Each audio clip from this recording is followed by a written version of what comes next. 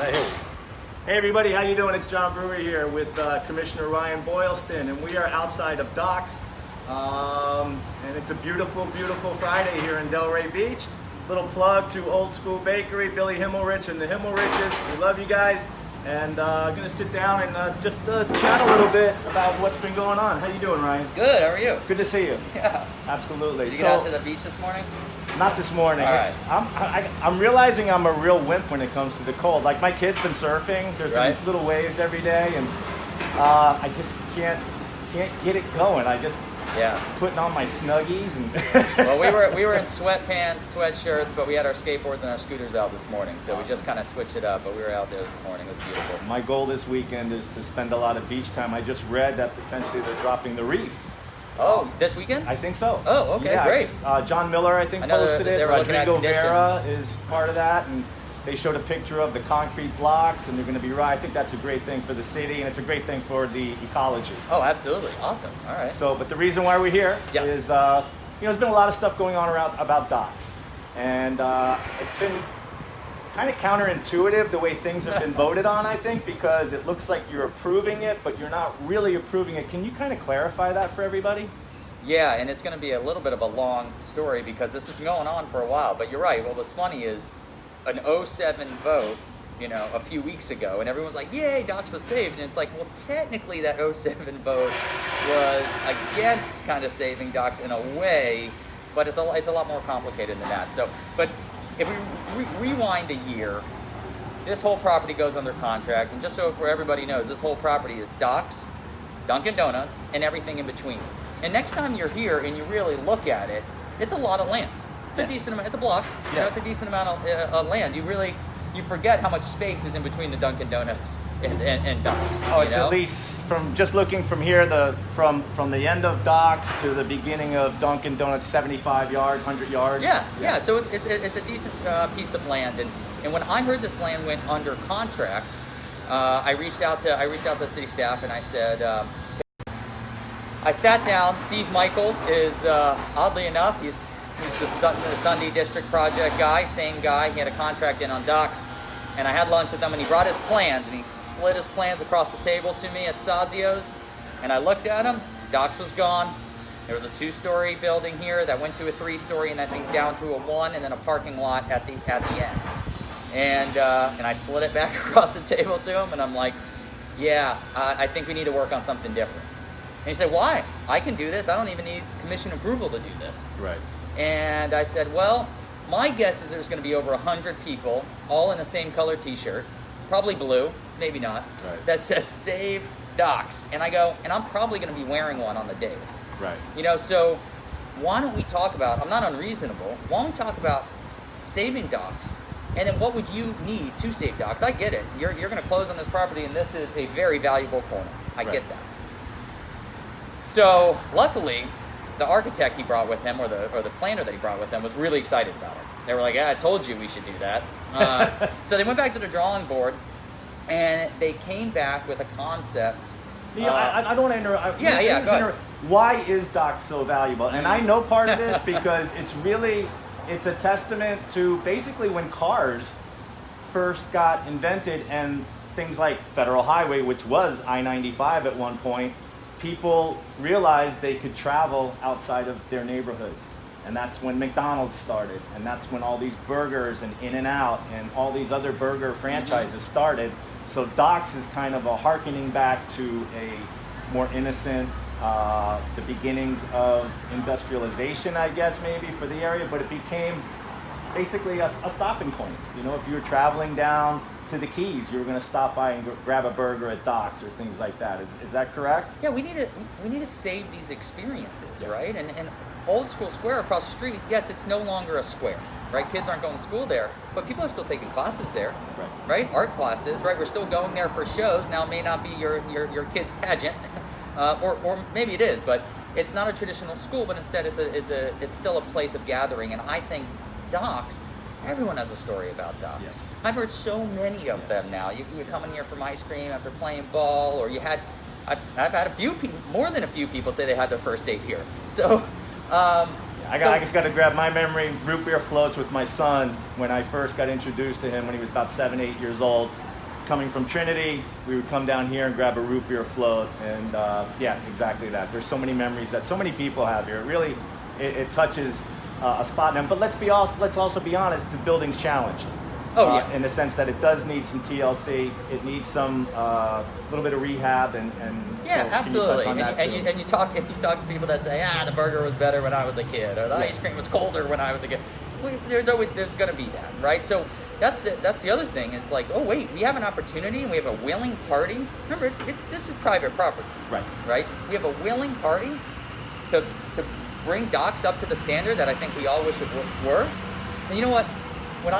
Growing up in Pompano Beach, and any of you, that grew up in Pompano or Deerfield, you'll know there was a Dairy Queen on Federal Highway, and it was just Dairy Queen. There was nothing special about the building. Okay, there was an awning out front. There was a red picnic table, right? If you were lucky to get that, otherwise you were eating your ice cream on the curb. Right. They got rid of that when I was about in high school, and they built a brand new Dairy Queen across the street, a little catty corner across the street. Never been there.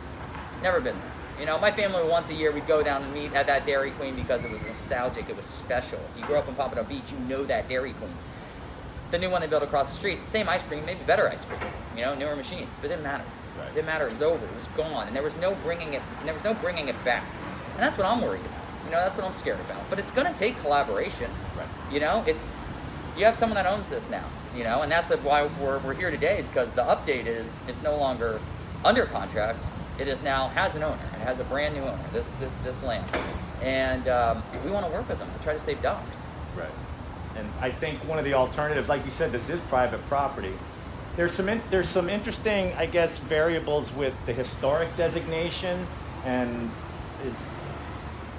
how does that work? Because I even get a little confused on right. that if you allowed them, and then you're opening up a can of worms that could potentially endanger other historic designations. Yeah. Is that am I understanding that correctly? So there is no historic designation of this building. This is not a historically designated building. This is a historic district.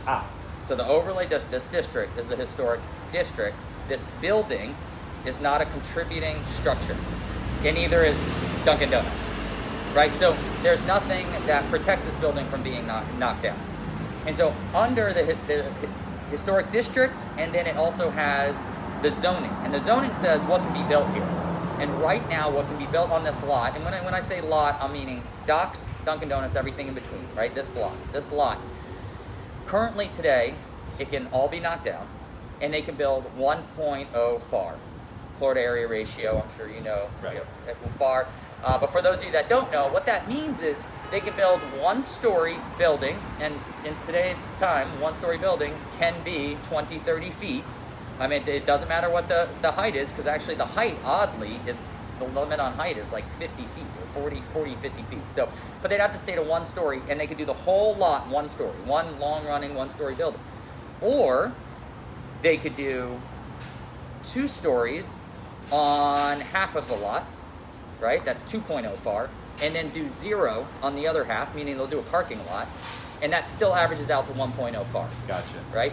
Lastly, because of the way it's zoned right now, they could actually it'd be difficult, but they could do a 4-story building on the corner right here where Docks is, on a quarter of the land, and then would have to do parking on the other 3/4. That would probably be tough, but a 3-story is probably possible. A 3-story on 1/3 and then 2/3 parking lot, which is not what we want on Atlantic Avenue, right? That's what they can do today. So the conversations that we were having when it was first came in front of us for the first reading is, well, how can we save docks, which you're giving up a little, and how can we give you a little? And so they were going to restore docks, designate it historic, and then we were going to allow them to go up to 2.0 FAR, but lower height, right? Only 2 and 3 stories, no more 4 stories. And there was going to be a limit on height, and they could go to 2.0 FAR on the rest of the property because they were going to not touch 1/3 of the property. And so that's why it passed 3-2, but with the 3 going, hey, we're going to want to see this before the second reading, right? We're going to want to see that docks has been historically designated and it's going to be saved and preserved.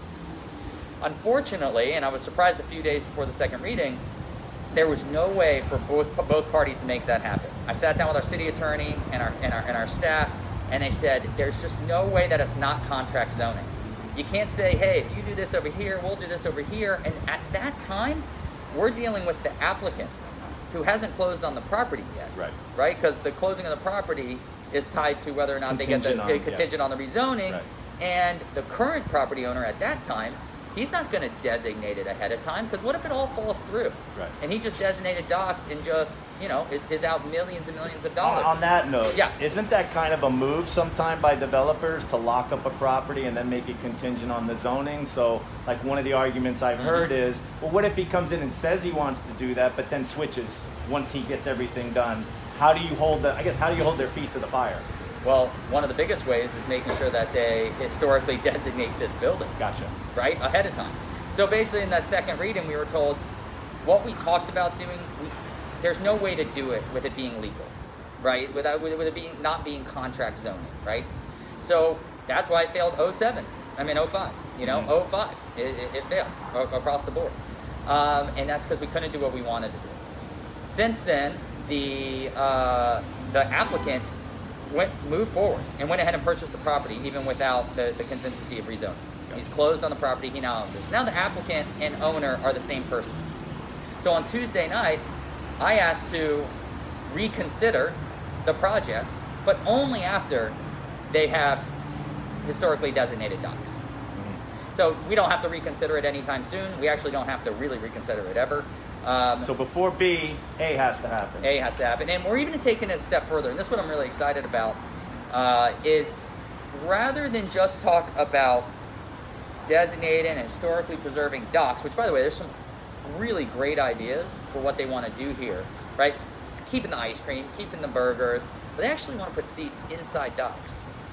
Have you sit inside around this glass area, give you a Green Owl feel. Remember the old Green Owl, the Johnny Rockets? Yeah. Okay. So they have some really cool, they've some really neat ideas. Not going to completely change it. Still get your burgers, still get your shakes. But instead of just talking about docks, now we're going to have the time. Now we have an owner that is going to sit down with our preservation trust and going to sit down with our historical society, look at old photos, and now let's plan the other 2/3 of this project. Let's make sure the other 2/3 of this project is in line with our historic district. Right. Yes, it's going to be a new building, right? But I don't know if you've seen the new renderings of the project right across the street here, which is Sunday District. So that project was voted on before my time, right? Very controversial. We're uprooting historic homes, removing trees. But it was flipped to a new developer, a very capable developer, one that lives here in Delray Beach. And they redid the architectural style. And it's going to have the patina roofs. It's all based on one of, or several of the homes, like the rectory building. The architecture is, so it's going to be a new building, but in line with our historic district. Right. Well, that's what I want the other 2/3 of this project to be. Right. So now we're putting a committee together. Can you go talk to Lake Ida, because we're getting a bunch of concrete masonry moderns in there, and I'm, that's kind of, and I've discussed this with the preservation board. I'm on the preservation board, and I think something like that may need to, if we want to restore, and I love that they're doing that. That they're, looking. You've got such a great wealth of information right across the street over here with the historic board and all the old, and trying to keep that look and feel of what Delray Beach was and should be. Not just, and so that's where the disconnect was for me, and I've been learning a lot about this. And thank you to Max Weinberg, a new buddy of mine, and we've been spending a lot of time together. And he's not only educating me on what a historic preservation trust should be doing in this situation, like even investing and bringing in an architect for the applicant to say, no, that's not what that building should look like. No, that's not exactly what you should do to docks. No, you can't connect docks to another building. It's a historic building. It's got to be a standalone structure. Like, really helping out and working together on the full project, not just the corner that's docks, right? Right. And so that's what's going to happen now, and I'm really excited about that. And it's not going to happen overnight, right? We're not going to, truly save docks for many months because we got to work out all these details. But the Historical Society and the Preservation Trust and many other members of the community are going to be involved in that. That's so great. I think that's great. But you say about what and there will be a way to make sure that they can't basically bait and switch.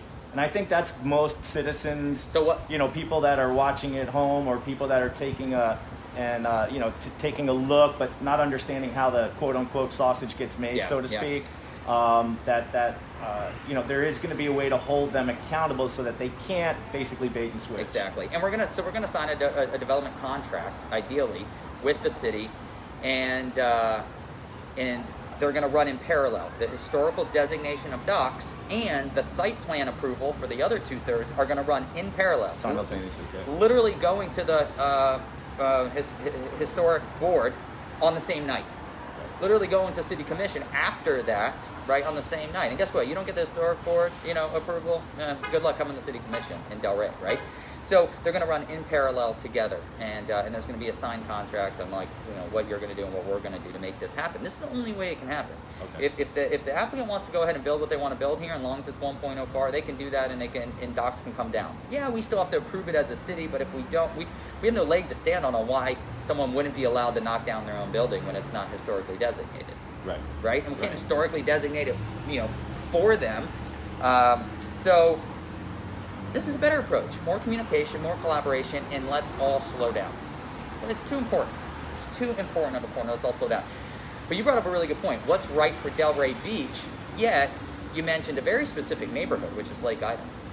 And so we have these architectural styles that are pretty much citywide. Yes. Right, and we had, and it could be the Art Deco style or the Main Street style, and the list goes on. Well, maybe we don't. We shouldn't have that same blanket, those choices for our entire city. Maybe there needs to be a neighborhood, right? A neighborhood architectural style, or maybe there needs to be an architectural board that can look at each neighborhood individually, not under one set of rules for all of our city. And that's something I'm just now doing research about. We've been wanting, and I think if it wasn't for COVID and staff's time, we probably would have already done an overlay district on Atlantic Avenue, historic overlay district to protect that. But now I'm doing a lot of research about neighborhood districts, right? Overlays on Lake Ida that says you can do this, you can't do this, but it's tricky. It is. Right? It's tricky. I mean, so you have the mod. What I've learned on being a part of the SPRAD board, and it's been an eye-opening experience. Masonry Modern is the easiest one to check all the boxes. So that's one of the reasons why I've heard that a lot of this goes through, because it's just there aren't that many benchmarks that you need to hit. It just seems to be an easier, more cost-effective way to develop. Exactly. At least that's my understanding. Yeah, I've seen some beautiful buildings that mix two architectural styles, and then, well, that's a challenge. You're mixing two architectural styles. It's easier just to go with the blank I think the slate. Opal's a great example of how they really kept everything. I think that's just a gorgeous building that stays in line. It's been modernized, but it stays in line with the feel of Delray Beach. Yeah. That I don't know if you call it the Indies style, West Indies style of house, or kind of a Key West with a West Indies style. And listen, trends come and go. Yes. Right, trends come and go. Personally, the Mediterranean look, that whole trend, which dominates all of West Delray, West Boca, West Palm Beach, really, right? That Mediterranean look. I don't like that look at all, personally, but someone else might, right? And it's one of the approved architectural styles in many different cities.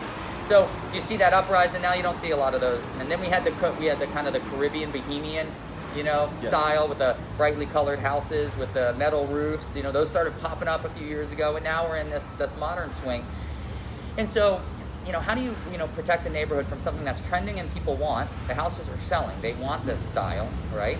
Do you say only a few can happen on that street? So, John, if you decide that you want to remodel your house, and I go, whoop, sorry, there's already 3 of that architectural style on your street. You cannot do that, John. Well, John, how long have you lived in that house? Right. How long have the 3 people that got the style you wanted lived in their house, right? So I'm doing some research. Staff, obviously, they got their hands full right now. But neighborhood overlays, I think it would be important for our Northwest Southwest community, for Lake Ida, for Tropic Isle, right? And for historic streets like whether it's a historic business district on 5th, on West Atlantic, or Swinton, or Atlantic, and maybe one day even Pineapple Grove.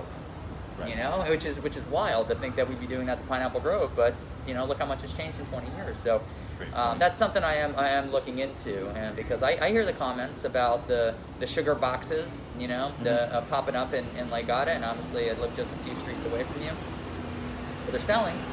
Yes, they People are asking for that style, and so we got to figure it out. Absolutely. So, in summary, what do you want people to understand about docks, and basically where we are and where this looks like it's going to go moving forward?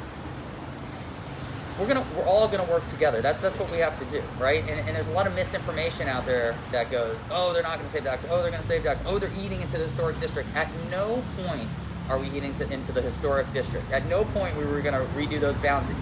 The zoning and the historic district are two separate things. This is always gonna stay in the historic district, and we're gonna look at rezoning 2/3 of the property in trade for saving docks. Right. That's the way it works. We can't just say, hey, you private property owner, we don't want you to do anything with that 1/3. Matter of fact, the only thing we do want you to do is we want you to elevate it. We want you to put some money into it. Right. And then the other 2/3, we're not going to help you out. That doesn't work, right? That's not how we've gotten things done. You know. Absolutely. So I'm really excited about it. I know Winnie Edwards at the Historical Society is stoked. She sent me a really funny text the other day about it when it got. Went to high school with Winnie. We had a couple of classes together. Yeah. Oh, really? Love Winnie. She's awesome. And we go to church together at St. Paul's. So fun. I just saw her yesterday. I think she was painting outside. Like she gets her hands dirty over there. That's it. Yeah, she absolutely I know they're does. planting, and I think I saw a little bit of painting too. So Awesome. Well, I appreciate you taking the time out of your busy day to talk about this. You know, I see a lot of stuff floating around about it. I'm curious about it, so I know if I'm curious about it, a lot of the other citizens of Delray Beach are curious about it. And it seems like you guys are, like you said, let's not move too quickly. But I think the biggest concern was people were worried about that kind of bait and switch. Yeah. And how do we hold these guys, quote unquote, feet to the fire and make sure that they're going to follow through on what they say they're going to do. I know there may have been some incidences in the past, or maybe citizens felt like, hey, that's not kind of what they said they were going to do. Oh, yeah. But you know, we can only just try our best and make sure that there's certain benchmarks in place. So anything else you want to say to the folks real fast before we sign off? You know, the only other thing, just because we were talking about it before the show, is our business grants. Yes. Right. Go onto the website. You know of any businesses, or it's not just grants for businesses. By the way, we have a lot of resources for anyone in Delray Beach, but primarily on the business side, we have all those new grants out there, and take advantage of them. Take advantage of them. Share them. We want to use every single one of those dollars. Every single one. How many you got? A couple million, I think, right? Yeah. So. Awesome. Well, like I say, I appreciate your time. Everybody, if you have questions, let us know about them, and we'll try to get them answered for you. Take care, everybody. Have a fantastic Friday. It's Friday.